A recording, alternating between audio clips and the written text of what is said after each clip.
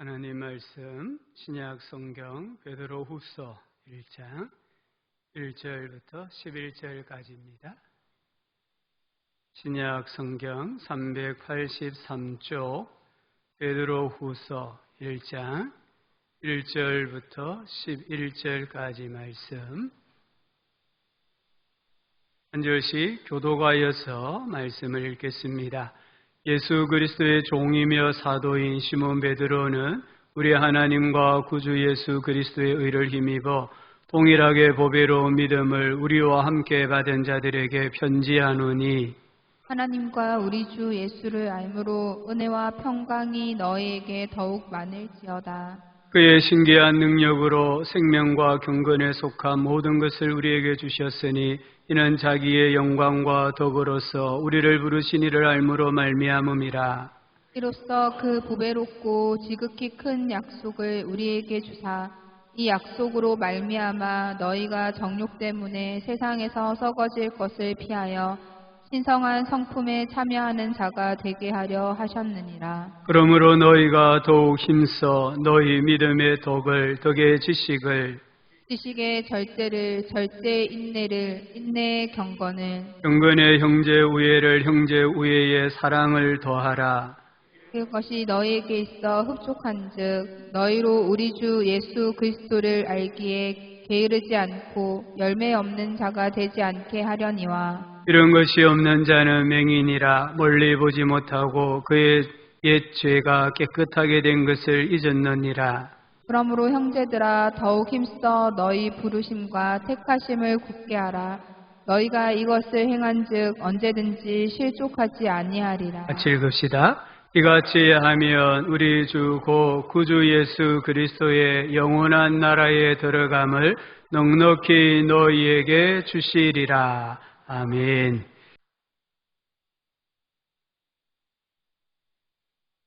우리 앞뒤 좌우로 한번 인사합시다. 예수님이 당신을 사랑하십니다. 아멘. 우리 주변에 이단이 참 많습니다. 아마 우리 교회 문턱까지 이단이 침투하고 우리의 삶 가운데까지 이단이 들어오고 있습니다. 지난 6월 26일 부산 일보를 보니까 해운대 마린시티에 있는 한 고층 아파트에 사람들이 모여서 뭔가 배운다라는 기사가 실렸어요. 딸이 성경을 공부하겠다라고 말하고는 집을 나갔는데 돌아오지를 않아서 부모가 수소문해 보니까 그곳에서 누군가에게 뭔가를 배운다는 거예요. 이 부모가 자기 딸을 돌려달라고 하면서 1인 시위를 하는 사진과 함께 기사가 실린 것을 보았습니다. 자고 일어나면 또 새로운 이단이 생기고 종교 사기 집단이 생기고 있습니다. 우리 교회들이 전도를 참 많이 합니다. 또 교회마다 제자 훈련을 합니다. 또 우리 교회는 이단을 잘 규정을 짓습니다. 이단 경계 주일도 지킵니다. 이단에 대한 각종 세미나를 합니다. 그런데도 이단이 사라지지 않고 이단이 계속해서 생겨나는 것을 봅니다. 왜 그럴까요? 현대교회 못지않게 초대교회도 이 이단의 가르침으로 교회가 큰 어려움에 처해졌습니다. 우리가 서신서를 읽어보면 이단이라는 단어도 나오고 또 거짓 교사, 거짓 가르침이라는 단어가 나오는데 이 세 단어는 같은 의미를 나타냅니다. 사실 로마 제국의 박해, 세상의 박해는 견딜 수 있습니다. 이 육체가 견디다 못하면 순교하면 되잖아요. 그런데 이단의 교묘한 말, 달콤한 말은 교회의 본질을 훼손시키고 우리 성도들의 삶을 방탕하게 만듭니다. 오늘 성경에는 썩게 만든다라고 표현합니다. 사도 베드로가 이처럼 암과 같은 이단, 이단의 가르침으로부터 복음과 교회와 성도들을 보호할 수 있는 방법을 말씀을 합니다. 베드로의 해법은 오늘 현대교회가 지금까지 해왔던 것과는 완전히 다른 처방입니다. 성경적인 처방입니다. 베드로는 이단을 논박하기 위한 두 가지 방법을 제시합니다. 첫 번째는 오늘 말씀의 2절부터 11절에 나오는 신성한 성품에 참여하는 겁니다. 두 번째 방법은 1장 12절부터 21절에 나오는 올바른 성경 해석입니다. 이 이단의 특징은 성경을 해석을 하는데 우리 정통교회와는 다르게 해석을 합니다. 오늘 1장 20절에 보니까 성경을 사사로이 푼다라고 했습니다. 이 제멋대로 해석한다는 말입니다. 자기의 개인적인 의견을 가지고 성경을 해석을 한다 이 말이에요. 또 3장 16절에 보면은 억지로 해석한다고 했습니다. 자기 생각에 성경을 끼워 맞춘다 이런 말입니다. 그래서 성경의 가르침을 왜곡하는 게 이단입니다. 이 신천지가 성경을 비유풀이라고 합니다. 또 신천지가 요한계시록을 해석하는데 모든 초점은 이만희 씨에게 이렇게 고정되어 있는 것을 볼 수가 있습니다. 이처럼 이단은 성경을 잘못 해석하기 때문에 이단을 대처할 수 있는 방법은 올바르게 성경을 해석하는 것입니다. 또한 오늘 사도 베드로는 우리가 읽은 말씀에서 이단을 논박하기 위하여서는 신성한 성품에 참여하라 이렇게 말합니다. 지금 우리가 해왔던 것과는 완전히 다르잖아요. 우리는 늘 이단을 경계하고 이단을 정죄하고 또 이단 세미나를 하고 이단에 대한 책들을 읽으면서 이단에 대하여 경계했는데 성경은 신성한 성품에 참여함으로 모든 거짓 교사와 거짓 가르침을 대처하고 논박하라고 말씀을 합니다. 우리 신앙은 세 요소로 이루어진다고 말씀을 드렸습니다. 첫 번째는 그리스도는 누구인가? 이 질문은 평생을 해야 돼요. 그리고 우리 성도님들이 날마다 이 질문에 대하여 정확한 대답을 해야 돼요. 오늘 말씀에 뭐라고 합니까? 우리 하나님과 구주 예수 그리스도시다. 우리 예수님을 구세주시다라고 합니다. 우리 예수님은 하나님이십니다. 우리 예수님은 그리스도이십니다. 구약에서 인류에 대한 하나님의 계획의 성취자 메시아가 바로 예수님이라는, 우리 예수님은 주님이시다라고 합니다. 이 말은 부활하셨고 승천하셔서 하나님 보좌에 앉아 계시는 지극히 높아지신 예수님을 가리킬 때에 주 큐리오스라는 단어를 썼어요. 로마 제국 시대에 구주와 주와 하나님이란 단어는 황제에게 사용된 말입니다. 이 단어들을 오늘 베드로가 예수님에게 사용한다는 것은 세상의 모든 잘못된 가르침과 철학과 주장에 대해 나는 반대합니다라는 저항 의식인 거예요. 오늘 우리 그리스도인들이 이 세상에서 이 이단이 잘못되었고 또 오늘 세상의 가치가 문화가 잘못되었다는 것을 어떻게 저항할 수 있겠습니까? 바른 신앙 고백입니다. 우리 성도님들의 삶의 현장에서 예수 그리스도에 대한 바른 신앙 고백이 우리는 이 세상의 잘못된 문화에 대하여 저항합니다. 그게 프로테스탄트예요. 그게 오늘 우리 개신교를 나타내는 거예요. 우리 성도님들 삶의 자리에서 올바른 신앙 고백을 하실 수 있기를 간절히 소망합니다. 두 번째 요소는 그리스도인은 누구인가입니다. 첫 번째는 예수님은 누구인가 했다는데 두 번째는 나는 누구인가 합니다. 오늘 베드로는 자신을 예수 그리스도의 종과 사도라고 말합니다. 종과 사도는 대조적인 직분이에요. 위치예요. 종은 철저하게 섬기는 자입니다. 이 종의 헬라어 둘로스는 노예를 나타내는 단어예요. 사도는 보내심을 받은 자로 권위 있는 직책을 의미합니다. 베드로는 자신을 최고의 권위자이신 예수 그리스도를 섬기는 종, 노예다라고 합니다. 동시에 최고의 권위자이신 예수 그리스도의 보내심을 받아 지금 하나님의 나라의 대사로, 천국의 대사로 세상에서 살아가고 있는 자다라고 말을 하고 있습니다. 그러면 우리는 누굽니까? 베드로는 자기가 예수 그리스도의 종이고 사도라고 했는데 오늘 우리는 누구입니까? 1절에 뭐라고 말합니까? 동일하게 보배로운 믿음을 우리와 함께 받은 자들에게. 지금 이 편지를 받아보는 수신자들을 가리켜서 동일하게 보배로운 믿음을 우리와 베드로의 일행과 함께 받은 자들이라고 말합니다. 무슨 말입니까? 우리도 예수님의 종과 사도입니다. 우리도 예수님을 섬기는 종입니다.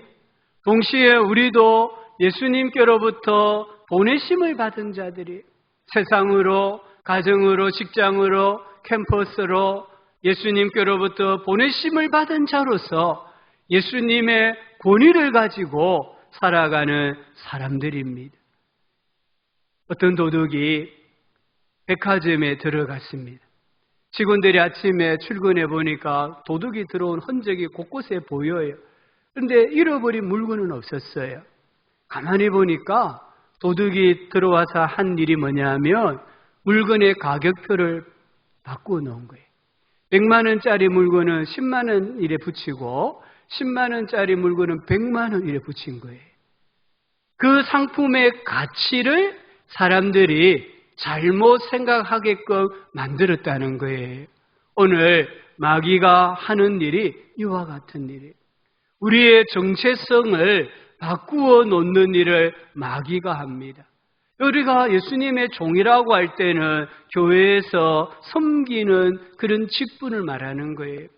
우리가 예수님의 사도라는 것은 세상에 나아가서 왕같은 제사장으로 당당하게 살아가는 사람임을 말을 합니다. 근데 마귀는 이것을 거꾸로 만드는 거예요.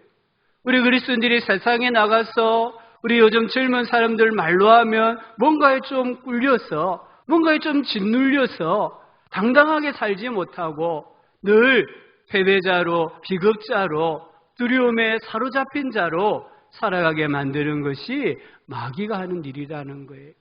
우리가 교회에서 종답게, 세상에서 사도답게 살아갈 때에 승리하게 되고 하나님의 은혜와 평강을 누리는 줄 믿으시기를 바랍니다. 세 번째 요소는 무엇일까요? 세 번째 요소는 삶인데 그리스도인의 삶은 무엇인가입니다. 오늘 4절에 보니까 피하라, 참여하라 라고 말합니다. 피하라, 이 말은 적극적으로, 의지적으로 도망가라 이 말입니다. 무엇으로부터 도망가야 합니까? 정욕으로부터 도망을 가야 합니다. 이 정욕은 하나님의 성품과 대립되는 겁니다. 요셉이 부끄러움을 무릅쓰고 정욕으로부터 도망갔잖아요. 도망갔을 때 어려움이 있었지만 그는 결국 하나님께 쓰임받는 믿음의 사람이 됩니다. 썩어질 것들로부터 도망가야 합니다. 나의 육체와 정신과 윤리와 도덕을 썩게 만드는 것, 부패하게 만드는 것들로부터 도망가라고 합니다. 여기 썩는 것은 시체잖아요. 우리 사람이 죽으면은 썩잖아요. 오늘 사도 베드로는 우리 그리스도인들에게 우리를 죽이고 부패시키고 썩어 악취가 나게 만드는 것들로부터 빨리 도망가라. 그 자리를 피해라고 말을 합니다. 시편 1편 1절에 복 있는 사람은 악인들의 꾀를 따르지 아니하며 죄인들의 길에 서지 아니하며 오만한 자들의 자리에 앉지 아니한다고 했습니다. 무슨 말입니까? 도망가는 거예요. 나로 하여금 죄짓게 만들고 나로 하여금 부패하게 만드는 것들로부터 멀리 도망가는 것이 복 있는 사람, 의인의 삶입니다. 우리 예수님께서는 마태복음 5장에서 간음하지 말라라고 말씀하셨어요. 그러면서 마음에 음욕을 품고 여자를 쳐다보면 이미 마음에 간음한 것이다 하셨어요. 그러시면서 오른 눈이 너로 실족하게 하거든 빼어내 버리라. 오른손이 너로 실족하게 하거든 그 오른손을 찍어내 버리라고 했습니다. 무슨 말입니까? 피하라 이 말이에요. 나로 하여금 넘어지게 만드는 것, 실족하게 만드는 것으로부터 멀리 피하는 것이 지혜로운 삶이고 오늘 우리 성도님들이 추구해야 될 삶입니다. 두 번째는 참여하라 하셨습니다. 신성한 성품에 참여하라. 여기 성품은 타고난 본성입니다. 독수리와 참새는 같은 새지만 독수리가 참새가 될 수 없고 참새가 독수리가 될 수 없잖아요. 왜 그렇습니까? 본성이 달라요. 또 여기 성품이란 말은 다른 존재와 본질적으로 구별되는 특징을 말합니다. 새는 하늘을 날 수 있습니다. 뱀은 하늘을 날 수 없습니다. 왜 그렇습니까? 종이 다르기 때문입니다. 신성한 성품에 참여하라 이 말씀은 우리가 거듭났다는 것을 전제합니다. 우리가 예수님을 믿어서 중생했다라는 것을 전제하고 말씀을 드리고 있습니다. 여러분, 거듭났다는 말이 무슨 말일까요? 이걸 좀 쉽게 표현하면은 체질이 바뀌었다 이 말입니다. 체질 검사를 혹시 한번 해보셨습니까? 내 체질이 무엇인지 아십니까? 저도 몇 년 전에 몸이 많이 안 좋아서 한번 체질 검사를 해봤어요. 팔체질 하는 데서 검사를 해보니까 제 체질이 수음인이다 하더라고요. 수음인은 가려야 될 음식이 참 많더라고요. 저는 바다에서 나는 거는 조기 이런 거 말고는 먹으면 안 된다 하더라고요. 먹으면 오히려 탈이 난대요. 제 체질은 육상의 동물들을 먹어야 되는데 돼지고기는 또 절대로 먹으면 안 된대요. 나머지 개고기, 소고기, 개고기는 생약, 소고기, 오리고기, 닭고기 이런 걸 먹어야 저는 건강하다고 하더라고요. 또 밥도 하루에 5끼, 6끼 소식을 해야 된대요. 과식하면 안 되고 현미를 먹어야 되고 매운 거 먹어야 되고 몸이 안 좋으니까 체질에 맞는 음식을 먹어보니까 몸이 좀 좋아지는 걸 느꼈어요. 처음에는 너무 힘들어요. 근데 자꾸 먹다가 보면 나중에는 몸이 내 몸에 맞지 않는 음식을 먹으면 거부하는 것을 느낄 수가 있습니다. 무슨 말입니까? 체질이 바뀌었다는 말이에요. 우리가 예수님을 구주로 영접하는 그 순간 우리의 체질이 바뀝니다. 고린도후서 5장 17절에 그런즉 누구든지 그리스도 안에 있으면 뭐라고 했습니까? 새로운 피조물이라. 이전 것은 지나갔으니 보라 새 것이 되었도다. 새로운 피조물이라는 게 무슨 말이에요? 체질이 바뀌었다라는 말입니다. 어둠에서 빛으로, 사망에서 생명으로, 진노의 자식에서 하나님의 긍휼과 은혜의 자녀로, 사탄의 종로로 닫은 자리에서 하나님을 섬기는 자리로 변화되어졌다는 거예요. 우리의 체질이 바뀌어졌기 때문에 우리는 영적 알러지를 가지고 있습니다. 죄에 대하여서 영적 알러지가 있어요. 거룩하지 못한 것을 보면 영적 알러지가 생겨요. 왜 그렇습니까? 체질이 바뀌었기 때문입니다.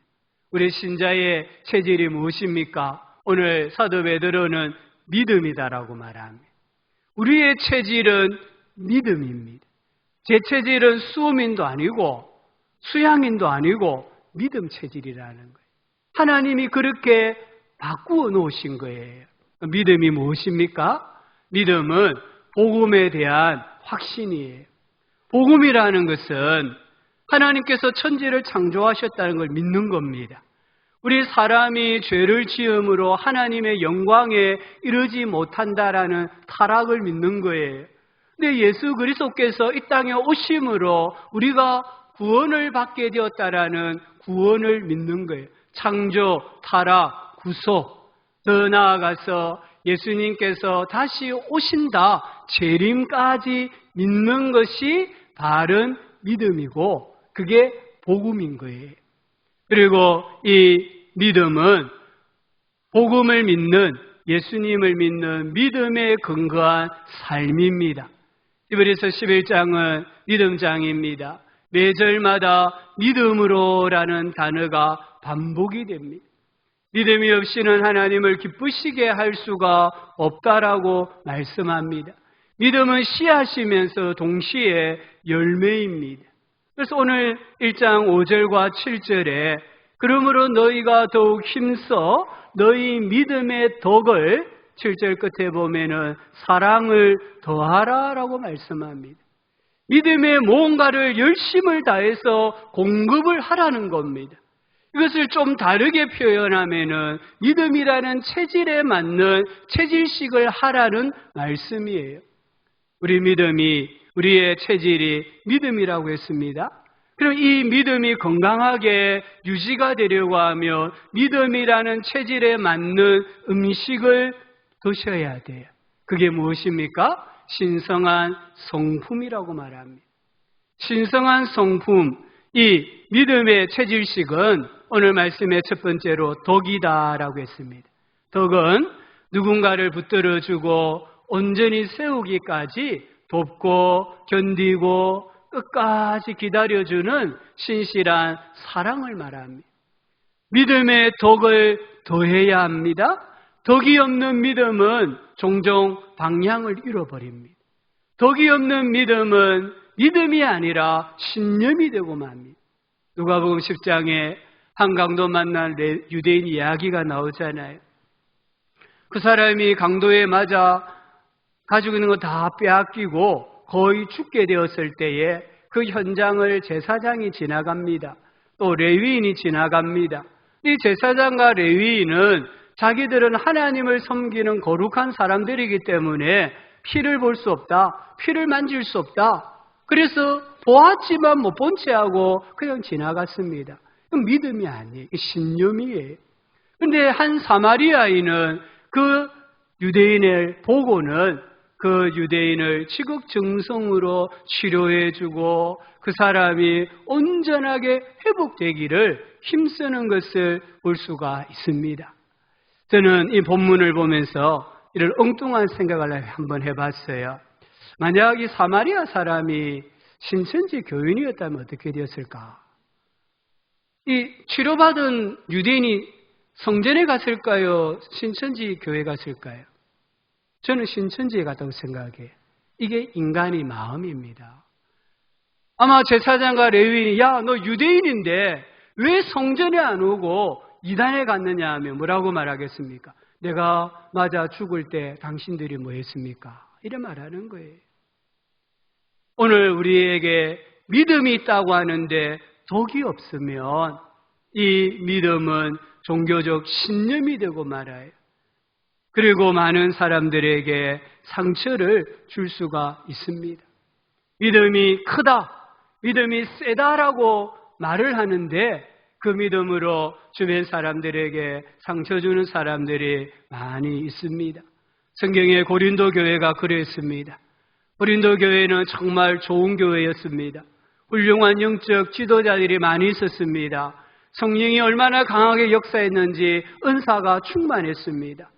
이 고린도 교회에는 병 고치는 은사가 있었고 방언의 은사가 있었고 예언하는 은사, 모든 은사가 골고루 다 나타났습니다. 그런데 그 교회에 무엇이 없었느냐? 덕이 없었습니다. 믿음에 덕을 더해라고 했는데 덕이 없었어요. 그래서 고린도 교회는 미숙한 교회였어요. 믿음의 전진을 한 걸음도 하지 못하는 그런 교회였습니다.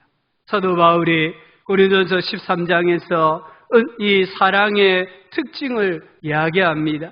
13장 1절부터 3절에 내가 사람의 방언과 천사의 말을 할지라도 사랑이 없으면 소리나는 구리와 울리는 꽹과리가 되고 내가 예언하는 능력이 있어 모든 비밀과 모든 지식을 알고 또 산을 옮길 만한 모든 믿음이 있을지라도 사랑이 없으면 내가 아무것도 아니요 내가 내게 있는 모든 것으로 구제하고 또 내 몸을 불사르게 내줄지라도 사랑이 없으면 내게 아무런 유익이 없느니라. 산을 옮길 만한 믿음이 있는데 사랑이 없다면, 모든 것을 알 수 있는 능력이 있는데 사랑이 없다면 그것은 내게, 자기 자신에게 아무런 유익이 없다고 했습니다. 여기에 사랑은 독입니다. 우리가 믿음으로 병자를 고치고 죽은 자를 살릴지라도 그 믿음이 덕을 끼치지 못한다면 그 믿음은 늘 초보적인 믿음이, 미숙한 믿음, 제자리에 있는 믿음이에요. 오늘 우리 교회와 성도들이 정말 이 세상에 믿음의 덕을 더하는 지혜가 있어야 합니다. 두 번째는 지식입니다. 이 지식은 하나님 말씀대로 살아가는 데 필요한 지혜, 통찰력을 의미합니다. 어떻게 하면 믿음을 가지고 주님을 기쁘시게 할까 하는 지식을 말합니다. 이 지식은 집을 지을 때의 설계 도면과 같아요. 제가 집을 지으려고 합니다. 집 지으는 돈이 다 있습니다. 또 건축 재료도 다 있습니다. 근데 설계 도면이 없으면은 집을 지을 수가 없어요. 그와 같이 내가 믿음도 있고 덕도 있는데 지식이 없으면은 하나님이 기뻐하시는 믿음의 집을 지을 수가 없다는 거예요. 지식이 없으면은 그 믿음은 교만한 믿음이 됩니다. 세 번째는 절제라고 했습니다. 절제는 지나치거나 모자람이 없도록 자기를 통제하는 것입니다. 우리가 지식이 있는데 이 지식은 언제나 통제되어야 합니다. 아무리 맛있는 음식이라도, 몸에 좋은 음식이라도 과식하면 탈납니다. 그와 같이 내가 아무리 좋은 지식을 많이 가지고 있다 할지라도 절제하지 못한다면 그 지식은 나도 죽이고 다른 사람도 멸망시키는 지식이 되고 맙니다. 베드로전서 2장 16절은 이렇게 말씀합니다. 너희는 자유가 있으나 그 자유로 악을 가리는데, 여기 악을 가리단 말은 악의 구실, 악에 대한 변명 이런 뜻이에요. 악을 가리는데 쓰지 말고 오직 하나님의 종과 같이 하라 했습니다. 갈라디아서 5장 13절은 형제들아 너희가 자유를 위하여 부르심을 입었으나 그러나 그 자유로 육체의 기회를 삼지 말고 오직 사랑으로 서로 종노릇하라 하셨습니다.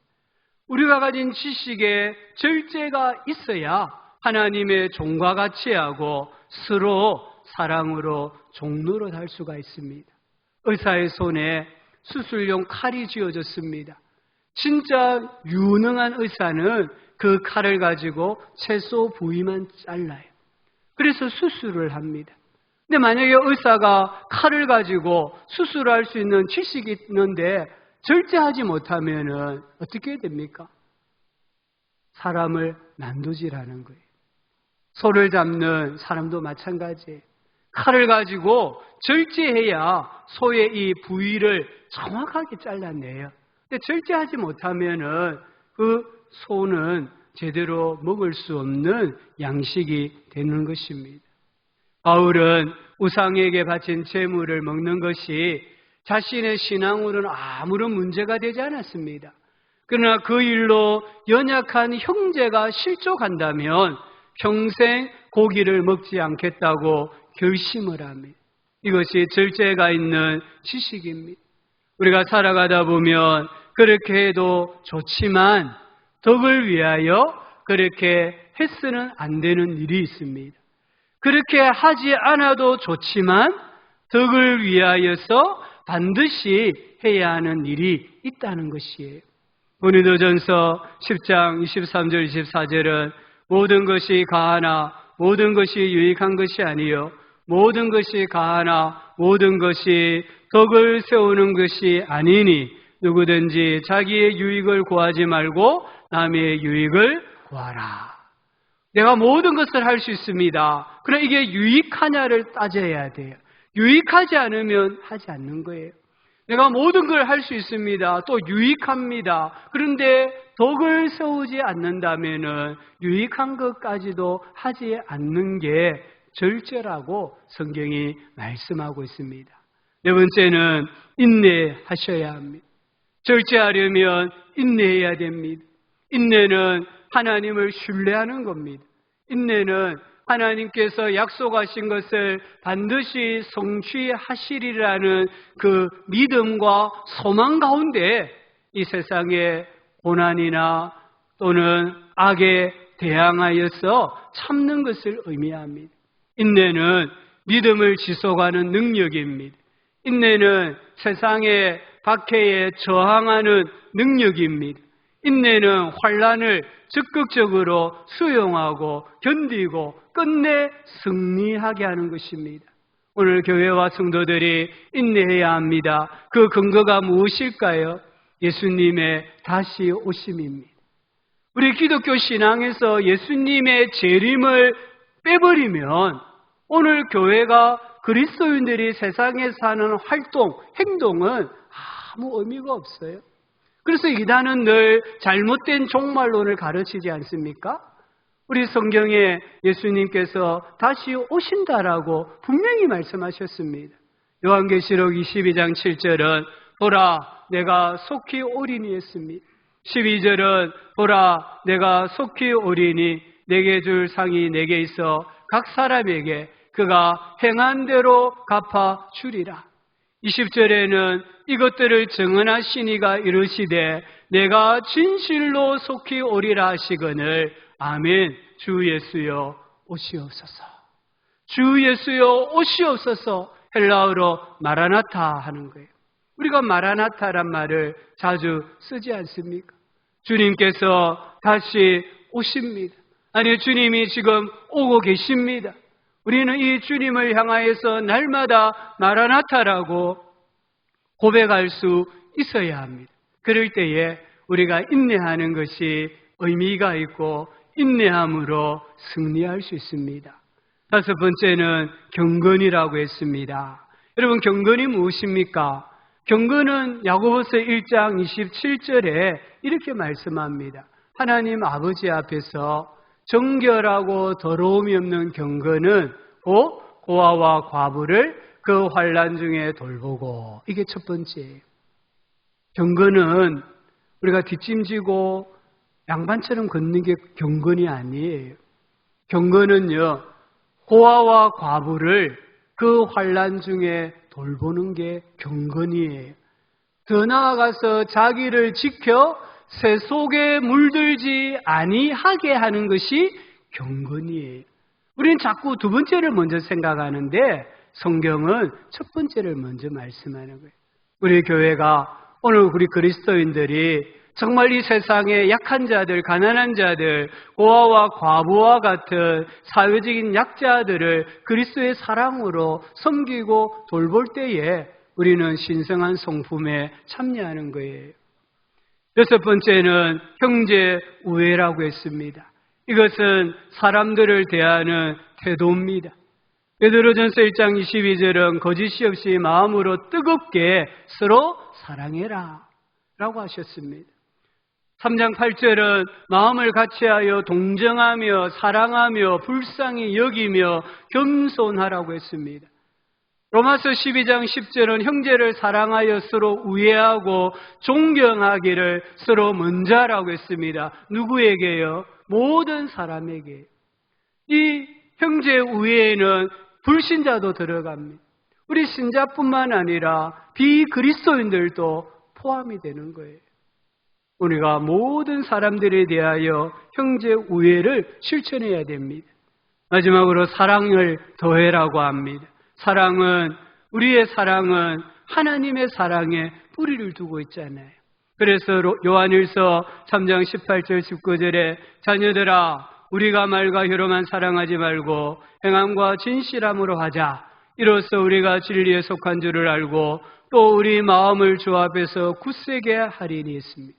말과 혀가 아니라 행함과 진실함으로 사랑할 때에 우리가 진리에 속한 줄을 알고 우리가 진짜 신자, 우리가 정통을 믿는 사람들이라는 것을 알고 또 우리의 마음을 주 앞에서 굳세게 하리니라고 말합니다. 우리는 그리스도의 사랑으로 형제를 사랑해야 합니다. 이웃을 사랑하고요. 가정으로 돌아가셔서 배우자를 진실로 사랑하고요. 우리의 자녀들을 진실로 사랑해야 합니다. 사랑할 때에 우리 가정이 살고 교회와 이 나라와 민족이 살아나는 거예요. 1세기, 2세기에 기독교가 로마를 정복했습니다. 물론 영적인 정복이죠. 로마를 정복하고 로마를 대체하는 대한 세력이 되었습니다. 무엇일까요? 하나님 사랑, 이웃 사랑을 실천했기 때문이에요. 사랑을 실천했을 때에 로마의 모든 문화를 교회가 정복하고 기독교 문화, 그리스도의 문화를 세울 수가 있었습니다.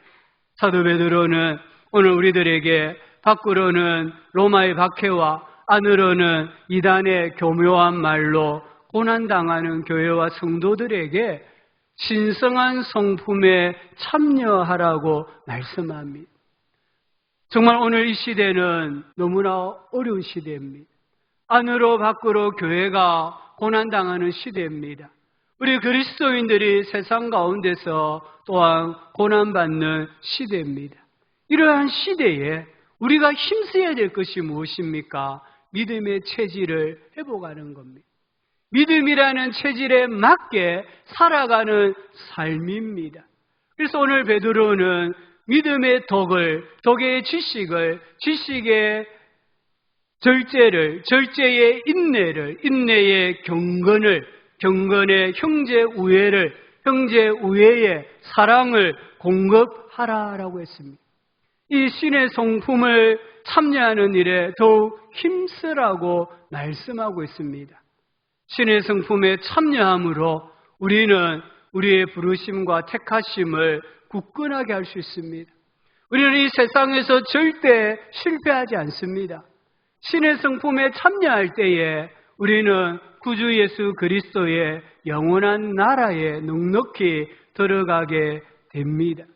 우리는 지금 그 어느 때보다 믿음의 체질을 회복하셔야 됩니다.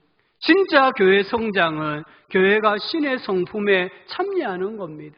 우리 성도님들이 진짜 신앙이 성장하고 성숙하는 것은 신의 성품에 참여하는 것입니다. 꽃은 가만히 있어도 나비가 찾아옵니다. 꽃이 나비를 찾아가는 게 아니고 나비가 꽃을 찾아옵니다. 오늘 우리 교회가, 우리 성도님들이 정말 거듭났다고 하면, 우리가 거듭났다고 하면 하나님의 성품에 참여해야 됩니다. 우리는 믿음의 체질을 회복해야 됩니다. 그럴 때에 우리가 모든 이단을 논박할 수 있고요. 세상은 진리에 귀를 기울이게 되고 그리스도께로 돌아오는 구원의 역사, 성령의 역사가 일어나게 될 것입니다.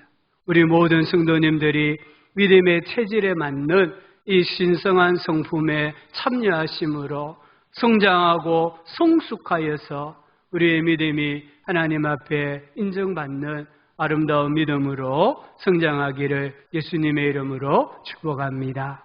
하나님 아버지, 오늘 우리에게 시급하게 회복해야 될 것이 무엇인가를 말씀하여 주셨습니다. 우리 모두가 성경을 바르게 이해하고 하나님의 성품에 참여하여서 모든 이단을 논박할 뿐 아니라 세상을 넉넉히 이기고 승리하며 살아가게 하여 주시기를 바라옵고 원합니다. 우리 성도님들 하나님 늘 영을 새롭게 하여 주시고 이단의 교묘한 말에 미혹당하지 아니하도록 주님 붙잡아 주시옵소서. 예수님의 이름으로 기도합니다. 아멘.